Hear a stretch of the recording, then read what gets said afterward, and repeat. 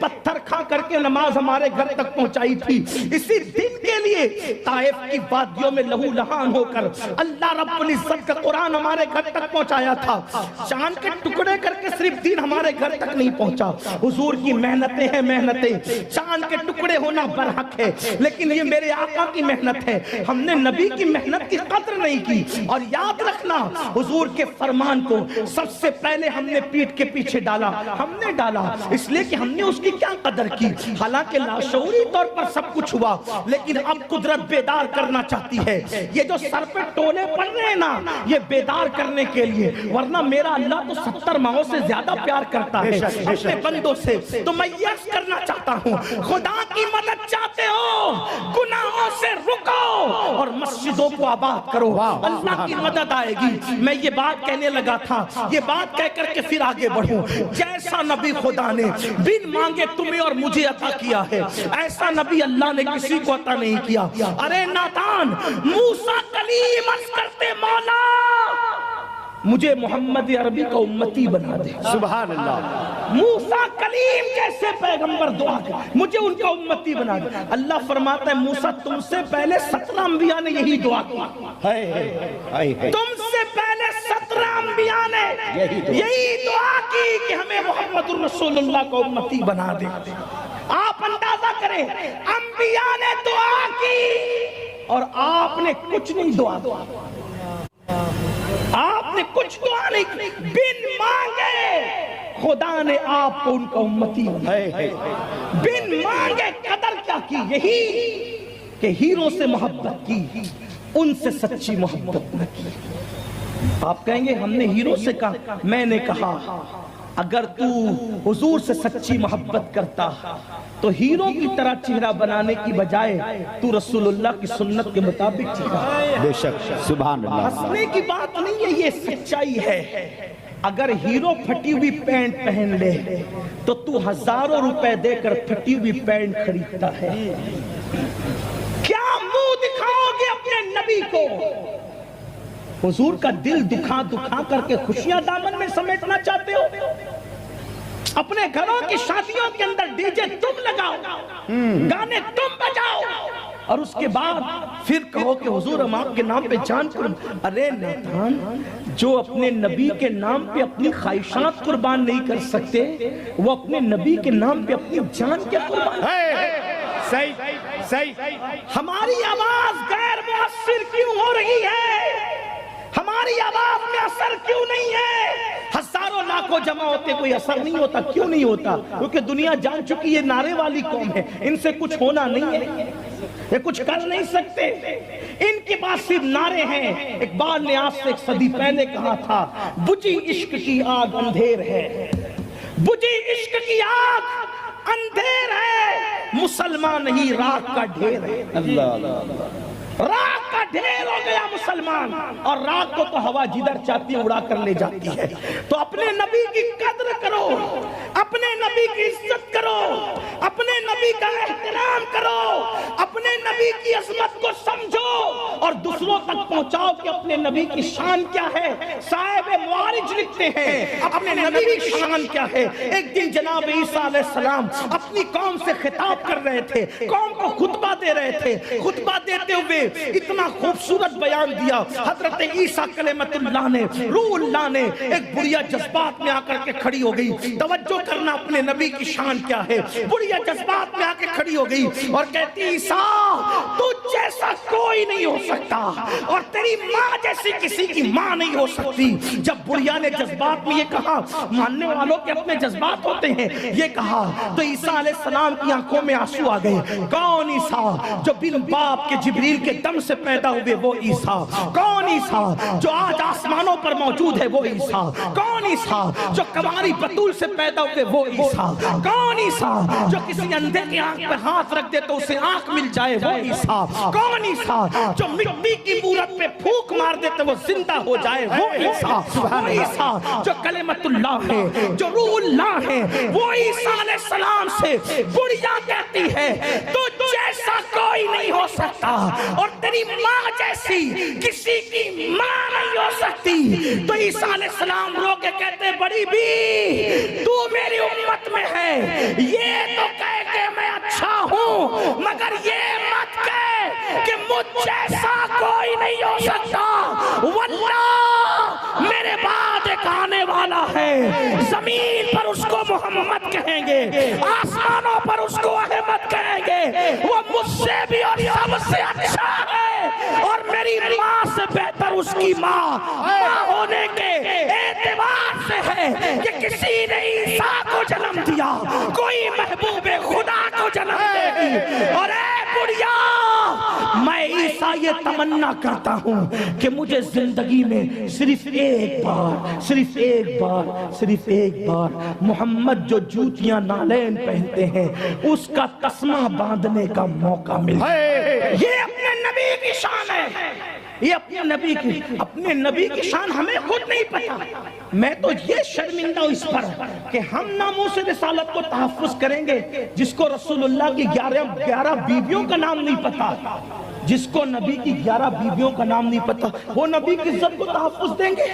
جن کو رسول اللہ کے والدین کا نام نہیں پتا وہ رسول اللہ کی عظمت کو تحفظ دیں گے.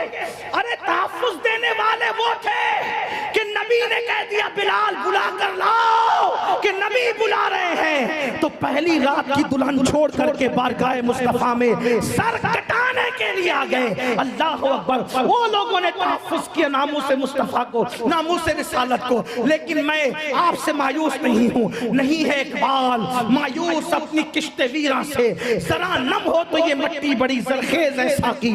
ہم مایوس نہیں ہیں لیکن اپنے نبی کی عظمت سمجھو. کیا سمجھتے ہو اپنے نبی کو؟ اللہ اکبر. نبی کی شان یہ ہے کہ جناب یوسف کو دیکھا, جناب یوسف کو دیکھا. لوگ کہتے ہیں بہت خوبصورت تھے, ہمارا بھی ایمان ہے بہت خوبصورت تھے, اتنے خوبصورت تھے کہ کھانا کھاتے تھے تو لقمہ حلق کے نیچے اترتا ہوا معلوم ہوتا تھا. اتنے خوبصورت تھے کہ مصر کے بھوکے دیکھتے تھے تو بھوک مٹ جاتی تھی, مصر کے پیاسے دیکھتے تھے تو پیاس مٹ جاتی تھی. اتنے خوبصورت تھے. لیکن سنو, یوسف اتنے خوبصورت تھے کہ ان سے محبت مصر والے کرتے, مصر والے. اور میرا محبوب اتنا خوبصورت ہے کہ عرش والے ہو یا فرش والے ہو سب ان سے محبت کرتے ہیں. یہ فرمایا محبوبہ زمانے سارے تیرے ہیں, یہ فرمایا محبوبہ زمانے سارے تیرے ہیں, عرش والے فرش والے دیوانے سارے تیرے ہیں. اور یوسف علیہ السلام اتنے خوبصورت تھے, یوسف کو دیکھا تو انگلیاں کٹ گئی. حسن یوسف دیکھا انگلیاں کٹ گئی. اتنے خوبصورت تھے وہ, کاٹی نہیں کٹ گئی. یہی بات ہے, مردوں کی نہیں عورتوں کی شان ہے یہ بھی. یوسف کا حسن دیکھا انگلیاں کٹ گئی. مصطفیٰ صلی اللہ علیہ وآلہ وسلم کی شان سنو. حسن یوسف دیکھا, توجہ, حسن یوسف دیکھا, توجہ فرمائیں.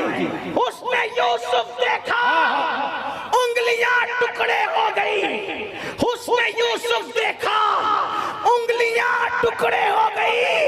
ان کی انگلی کو دیکھ کر چاند ٹکڑے. نعرہ تکبیر, ہاتھوں کو اٹھا کر نعرہ رسالت, مسلک اعلیٰ حضرت محسن کائنات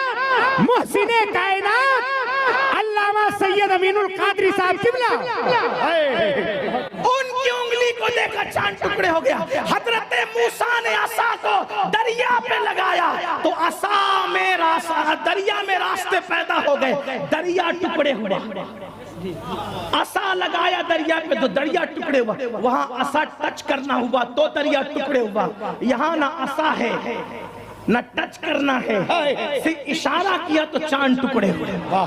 میرے امام اسی لیے تو کہتے سب سے اولا وہ آلہ ہمارا نبی, سب سے بالا وہ آلہ ہمارا نبی, اپنے مولا کا پیارا ہمارا نبی, دونوں عالم کا دولا ہمارا نبی. بجھ گئی جس کے آگے سبھی مشعلیں, شمع وہ لے کر آیا ہمارا نبی. نبی خلق سے اولیاء، اولیاء سے رسول اور رسولوں سے اعلیٰ ہمارا نبی جس کی دو بوند ہے کوثر و سلسبیل ہے وہ رحمت کا دریا، ہمارا نبی جس نے ٹکڑے کیے ہیں کمر کے وہ ہے نور ویدک کا ٹکڑا، ہمارا نبی کون دیتا ہے دینے کو منہ چاہیے دینے والا ہے سچا ہمارا زندہ باد زندہ باد۔ اے میری قوم کے جوانوں، اگر دنیا کے گستاخوں کو جواب دینا ہے تو آج سے یہ دل پہ نقش کر لو، حضور کے ڈنکے بجا دو۔ اپنے بچوں کو سوتے وقت، اپنے بچوں کو سوتے وقت کتے بلی طوطا مینا کی کہانی نہیں سنائیں گے، اپنے بچوں کو سلاتے وقت کھانا کھلاتے وقت رسول اللہ کے واقعات سنائیں گے، حضور کی زلف عنبری کا تذکرہ، کبھی حضور کے پسینے کا ذکر، کبھی حضور کی آنکھوں کا ذکر، کبھی حضور کے رخ وجہ کا ذکر، کبھی حضور کے پیروں کا ذکر۔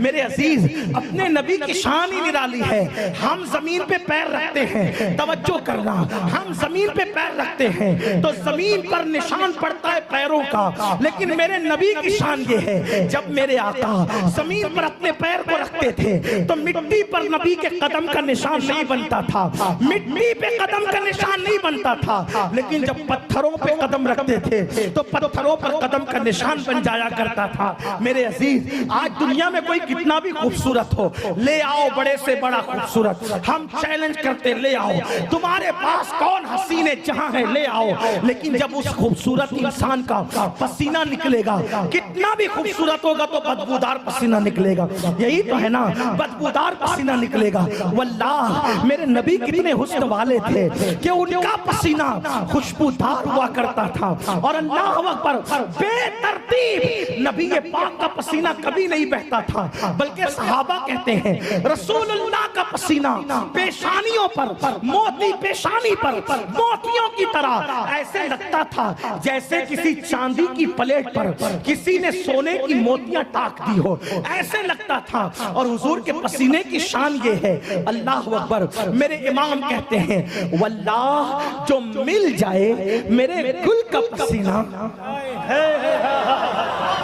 یہ بھی امام احمد رضا کی ندرت فکر ہے۔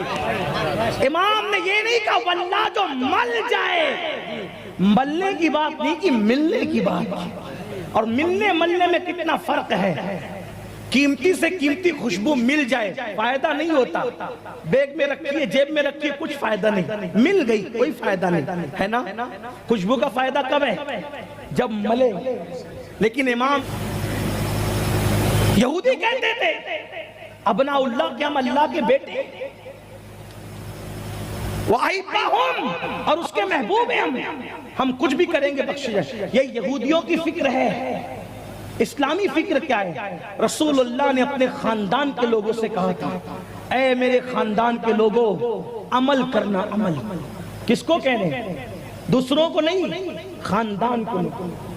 اور خاندان کا نسب، سب کے نسب کٹ ہو جائیں گے، ٹوٹ جائیں گے قیامت کے دن، رسول اللہ کا نسب باقی رہے گا۔ لیکن پھر بھی خاندان والوں کو مخاطب کر کے فرما رہے اے میرے خاندان کے لوگوں عمل کرنا، عمل، کہیں ایسا نہ ہو کہ لوگ عمل لے کر آئیں اور تم صرف نسب لے کر آؤ۔ جس کو عمل نے پیچھے کر دیا اس کو نسب کبھی آگے نہیں کر سکتا۔ کس کو تلقین ہو رہی؟ خاندان کے لوگوں کو۔ اور یہاں ہم بے فکر ہیں، فجر چھوڑ رہے ہیں، زور چھوڑ رہے ہیں، عصر چھوڑ رہے ہیں، مغرب چھوڑ رہے ہیں، داڑیاں مڈا کے گٹروں میں پھینک رہے ہیں، زنا میں ڈوبے، پھر بھی ہاتھ سے جنت نہیں جاتی۔ ہم جنت میں نہ جائیں گے تو کون جائے گا؟ سن لو اللہ کے رسول، قیامت کے دن اس کے ساتھ میرا کوئی وعدہ نہیں ہے۔ کون کہہ رہا ہے؟ اللہ کے رسول صلی اللہ علیہ وسلم، سچے نبی فرما رہے، صادق و مصدوق فرما رہے کہ جس نے جان بوجھ کر ایک وقت کی نماز چھوڑی قیامت کے دن اس کے ساتھ میرا کوئی وعدہ نہیں۔ آئیے ذرا اگر سننا چاہتے ہیں تو دھڑکتے دل سے درۃ الناصحین کی ایک روایت سن لیں۔ اللہ کے رسول مصطفیٰ کریم رؤوف الرحیم غیب دا نبی صلی اللہ علیہ وسلم مسجد نبوی میں اپنے اصحاب کے ساتھ جلوہ گر ہیں۔ میرے آقا اپنے صحابہ کے ساتھ جلوگر ہے. ایسے میں ایک دیہاتی روتے ہوئے آتا ہے, ایک عربی دیہاتی ایک جوان روتے ہوئے آتا ہے اور روتے روتے آ کر کے بارگاہ رسالت میں کھڑا ہو جاتا ہے. میرے نبی جن کی شان یہ تھی کہ کسی کی آنکھ میں میرے آقا کبھی آنسو نہیں دیکھ سکتے تھے, اللہ کے حبیب غیب دا نبی صلی اللہ علیہ وآلہ وسلم نے پوچھا, اے جوان کیوں رو رہا ہے, تیرے رونے کی وجہ کیا ہے؟ وہ جوان کہتا ہے, یا رسول اللہ صلی اللہ علیہ وآلہ وسلم,